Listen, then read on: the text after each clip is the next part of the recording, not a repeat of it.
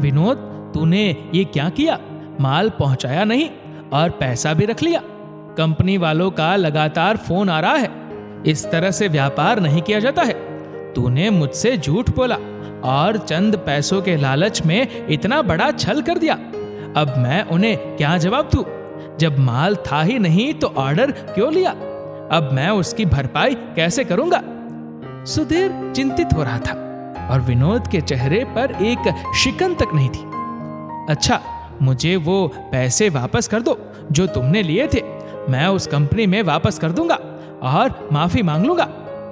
वो पैसे तो, विनोद हिचकिचाते हुए बोला, वो तो मैं कल ही जुए में हार गया हूं। मेरे पास एक भी पैसा नहीं है। सुधीर ये सुनकर अपना धैर्य खोने लगा। आखिर हजारों की नहीं, लाखों की बात थी। पिताजी ने कितनी मेहनत से यह व्यापार खड़ा किया था। लोगों का इस पर पूरा भरोसा था और विनोद ने उसी शाख पर धब्बा लगा दिया है। सुधीर को समझ नहीं आ रहा था कि वो अब क्या करे और ये सब कैसे हो गया। बैंक में भी अब इतना पैसा नहीं बचा था और इतना माल तैयार करने में अभी महीना भर लगेगा। उसके पैसे का ब्याज भी बहुत लग जाएगा और कंपनी वाला रुकेगा भी नहीं। कहीं ये ना हो कि वो कोर्ट केस कर दे। इसके लिए यही दोषी नहीं है, मैं भी दोषी हूं। काश उस दिन इसके लाए कागज पर मैं हस्ताक्षर नहीं करता। मीटिंग की जल्दबाजी में मैंने हस्ताक्षर कर दिए, लेकिन मामला तो सुलझाना था। सुधीर ने अपनी पत्नी से बात की। रागिनी ने सलाह दी कि हम बहुओं के जेवर ऐसे ही रखे हुए हैं, उन्हें हम बैंक में रख कर उससे कर्ज ले सकते हैं और जब हमारे पास पैसे होंगे तब हम उन्हें छुड़ा ही लेंगे। अपनी पत्नी की बात सुधीर को समझ आई और उसने वैसा ही किया। विनोद एक लालची प्रवृत्ति का इंसान है जिसे बस पैसों से मोह है और पैसों के लिए वो कुछ भी कर सकता है। अपने दोस्तों के संग पार्टी करना, जुए और शराब में पैसा उड़ाने का शौक रखता था। वही सुधीर उसके विपरीत धैर्यवान, समझदार और सात्विक गुण वाला था।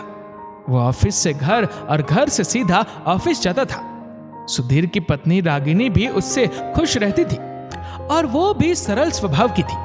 वही विनोद की पत्नी रेखा बहुत दुखी रहती थी। विनोद के न घर आने का कोई वक्त था, न ही रात को सोने का। कई बार तो वो घर ही नहीं आता था। सोमनाथ जी ने अपने छोटे बेटे विनोद को कई बार समझाया था कि वो इस तरह की हरकतें करना बंद कर दे और अपनी पत्नी और बच्चे को संभाले, उन्हें खुश रखे, पर विनोद किसी की नहीं सुनता था।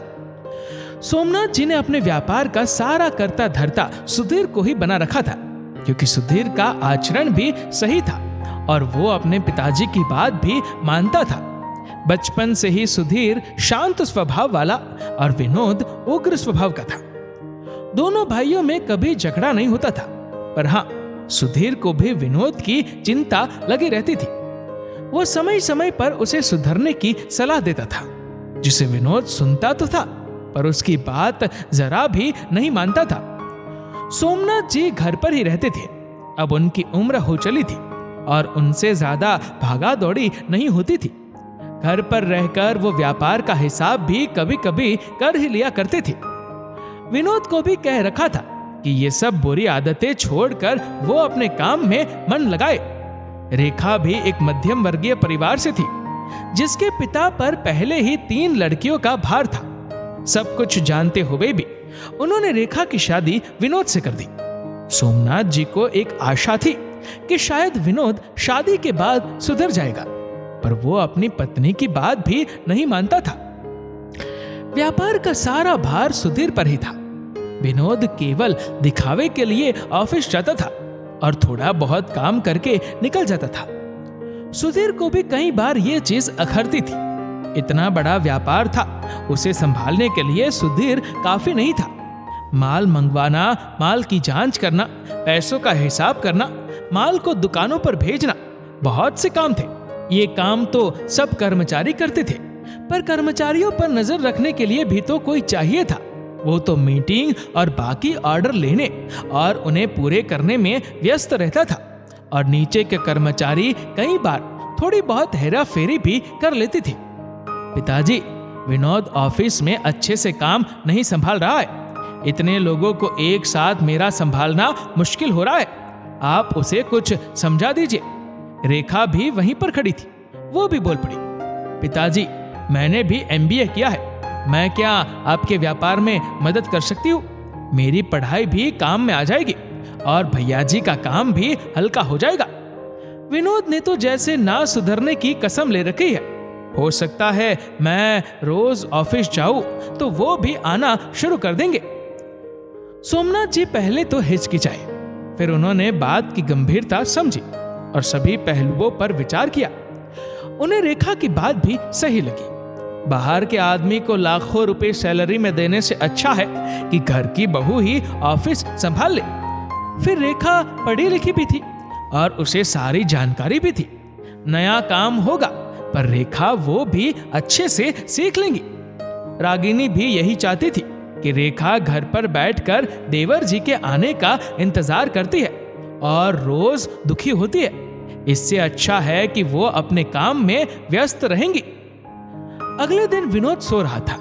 रेखा ने बच्चों को नाश्ता टिफिन देकर स्कूल भेजा और खुद भी तैयार होकर सुधीर के साथ ऑफिस चले गई। विनोद उठकर रेखा को आवाज लगाता ही रहा। जब कमरे से बाहर आया तो उसने हर जगह अपनी पत्नी को देखा तो वो नहीं दिखी। एक कप चाय मिल सकती है? वो चिल्लाया तो रागिनी चाय लेकर आई। ये रेखा कहाँ चली गई? कामचोर है, अपने पति को एक कप चाय नहीं दे सकती है। कब से मैं चिल्ला रहा हूं। तेरी पत्नी कामचोर नहीं है, वो काम पर ही गई है। अब तुझसे तो काम होता नहीं है तो उसने तेरा काम खुद के सिर पर ले लिया है। वो सुधीर के साथ ऑफिस में ही गई है, शाम तक आएगी। तुझे तो अपनी आवारागर्दी और बुरी आदतों से समय ही नहीं मिलता है कि तू ऑफिस जाकर कुछ काम करे। पिछली बार ही इतना बड़ा नुकसान कर दिया था। सोमनाथ जी बोलकर अपने कमरे में चले गए। विनोद पीछे पीछे गया। पिताजी, आपने उसे ऑफिस क्यों भेज दिया? अब घर की औरतें बाहर जाकर काम करेगी। आपने तो मेरी नाक ही कटवा दी। पता है ऑफिस में कैसे कैसे लोग होते हैं। विनोद की बात सुनकर सोमनाथ जी मुस्कुराकर बोले, हाँ पता है, बस मेरे ऑफिस में तेरे जैसे लोग नहीं होते, बाकी सब तरह के होते हैं। पिता की बात सुनकर विनोद सकपका गया। आज उसका मन नहीं लग रहा था। उसने दोस्तों से मिलने का मन बनाया। उन्हें होटल में भी बुला लिया। वहां सब तरह की सुख सुविधाएं थी, आराम था, पर उसका मन बेचैन था। उसने सीधा रेखा को फोन किया पर रेखा ने फोन नहीं उठाया। अब उसके दिमाग में 10 बेफिजूल की बातें आने लगी। उसने अपने सुधीर भैया को भी फोन लगाया। दोनों ने फोन नहीं उठाया। वो सीधा कार लेकर भागा तो बाहर गार्ड ने उसे रोक दिया कि आप कमरे में नहीं जा सकते। रेखा मैम और सुधीर सर दोनों व्यस्त है। विनोद रुका नहीं और कमरे में चला गया। वहां का नजारा देखते ही वो हड़बड़ा सा गया। रेखा प्रेजेंटेशन दे रही थी और सुधीर और बाकी कर्मचारी उसे देख रहे थे। विनोद कमरे से बाहर की ओर आ गया, फिर वो घर चला गया। आज विनोद रेखा का बेसब्री से इंतजार कर रहा था। रात को कमरे में वो रेखा पर चिल्लाया कि वो इस तरह रोज ऑफिस ना जाया करे। बाहर 10 तरह के लोग होते, घर की बहुओं को इस तरह जाना शोभा नहीं देता है। रेखा भी बोली, अच्छा मुझे काम करना शोभा नहीं देता है और आपको? इस घर के बेटों को क्या शोभा देता है? अपने बड़े भाई के साथ चंद पैसों के लालच में छल करना, पिताजी के व्यापार पर धब्बे लगाना और उनकी साख बाजार में गिरा देना। आखिर घर के बेटे को यह सब शोभा देता है? कितना आश्चर्य होता है। मेरी सासू मां की मृत्यु के बाद पिताजी ने आपको और भैया को खुद ही पाला और आप दोनों की परवरिश की। पर भैया अपने घर, काम, पत्नी के प्रति कितने समर्पित है और आपको सिर्फ अपने दोस्तों, बुरी आदतों से मतलब है। घर, परिवार, ऑफिस, पत्नी और बच्चों से तो आपको कोई मतलब ही नहीं है। विनोद, मैं ऑफिस अपने लिए नहीं जाती हूँ। आपने जो बड़े भैया के साथ छल किया है, उन्हें धोखा दिया है, इतना बड़ा नुकसान किया है, बस उसी की पूर्ति के लिए जा रही हूँ। अपनी कामवाली रमाबाई का पति भी ऐसा है, काम पर नहीं जाता है, जुए और शराब में सारा पैसा उड़ा देता है। अब रमाबाई को ही घर परिवार चलाना है, इसलिए वो काम पर आती है। मैं भी इसलिए ही ऑफिस जाती हूँ क्योंकि मेरा पति काम नहीं करता है और उसकी पत्नी होने के नाते मेरा यह धर्म है कि मैं अपने बच्चे की परवरिश मुफ्त में ना जाने दूं। जब मैं काम कर सकती हूँ तो क्यों नहीं करूं? विनोद रात भर सोचता रहा। आखिर उसे आज अपनी पत्नी की बातें इतनी क्यों चुप रही है? वो कमरे से बाहर आ गया और ऊपर छत पर चला गया। वो रात भर सो नहीं पाया। उसकी आंखों के आगे वो दिन, वो साल घूम गए जब वो स्कूल में था और मां की अचानक से मृत्यु हो गई थी। उस वक्त वो कितना अकेला हो गया था। वो अपनी मां का सबसे ज्यादा लाडला था। मां उसके आगे पीछे होती रहती थी, उसके लिए खाने की मनपसंद चीजें बनाती रहती थी। मां की गोद उससे छीन गई थी। उसकी जिद पूरी करने वाली मां अब नहीं रही थी। स्कूल में वो फिर अच्छे से पढ़ नहीं पाया। घर में कितनी ही आया रखी गई, पर वो उसकी मां जैसी नहीं थी। वो उन पर गुस्सा करता था और किसी की बात नहीं मानता था। सुधीर बड़ा था और उसने अपना पूरा मन पढ़ाई में लगा दिया था। पिताजी अक्सर सुधीर भैया की तारीफ करते थे तो वो अपने भैया से चिढ़ने लगा था। कॉलेज में आया तो वो दोस्तों की बुरी संगत में पड़ गया। घर के पैसे उड़ाने लगा और उसे जुए की बुरी लत लग गई। रागिनी उसकी भाभी बनकर घर आई तो भैया भी व्यस्त हो गए। वो और भी अकेलापन महसूस करने लगा। पिताजी भी उसके लिए चिंतित थे और सुधीर भी उससे बात करने की कोशिश करता था, पर विनोद अब अपनी एक अलग दुनिया में खो गया था। विनोद के चर्चे सभी को पता थे। कोई भी उससे शादी को तैयार ना हुआ, पर सोमनाथ जी ने मध्यम वर्गीय परिवार की लड़की रेखा को चुना ताकि शादी के बाद हो सकता है विनोद में कुछ बदलाव आए। पर विनोद की आदतें वैसी ही रही। वो पत्नी को सबके सामने डांट देता था, जब देखो चिल्लाने लगता था। उसने रेखा और अपनी बेटी को कभी प्यार और सम्मान नहीं दिया था। आज रेखा की बातों से वो अंदर तक हिल गया। उसने अपनी तुलना घर की कामवाली रमाबाई से कर दी थी। उसने कुछ सोचा।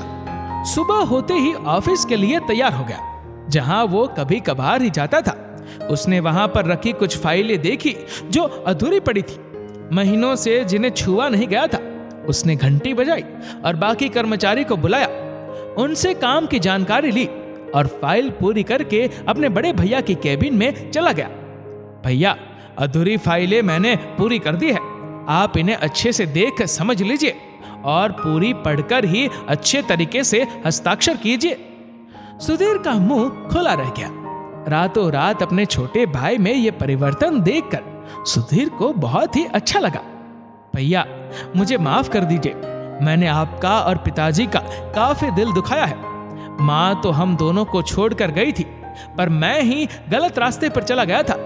अब ये बुरी लत मैं छोड़ने का प्रयास करूंगा। कहते कहते सुधीर ने अपने भाई को गले लगा लिया। विनोद ने अपने भाई और पिताजी से वादा किया कि वो मन लगाकर काम करेगा। मैं कल से ऑफिस नहीं आऊंगी। अब आप और भैया वहां है तो मेरी क्या जरूरत है? रेखा बोली। तुम्हारी जरूरत हर जगह है, इस घर को, मुझे और ऑफिस को भी।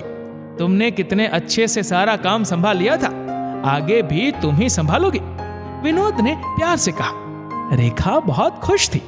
आखिर कैसे भी करके उसका पति सही रास्ते पर चलने तो लगा। दोस्तों, परिवार में हर रिश्ते की बड़ी अहमियत होती है। अपने ही भाई के साथ छल करना, पिता की जिम्मेदारी ना निभाना और पत्नी का अपमान करना एक अच्छे पुरुष के लक्षण नहीं होते हैं। परिवार में सबका ध्यान रखकर चलना चाहिए और बुरी संगत, बुरे दोस्तों से हमेशा दूर ही रहना चाहिए। दोस्तों, इस वीडियो को लेकर आपकी क्या राय है, नीचे कमेंट करके जरूर बताएगा। और अगर आपको वीडियो अच्छा लगा हो तो इस वीडियो को लाइक करेगा, शेयर करेगा ज्यादा से ज्यादा लोगों तक। और YouTube पर ऐसी ही और भी इंस्पिरेशनल वीडियोस को देखने के लिए नीचे कमेंट बॉक्स में पहली कमेंट में दी गई लिंक पर क्लिक करें और हमारी चैनल को सब्सक्राइब करें। धन्यवाद।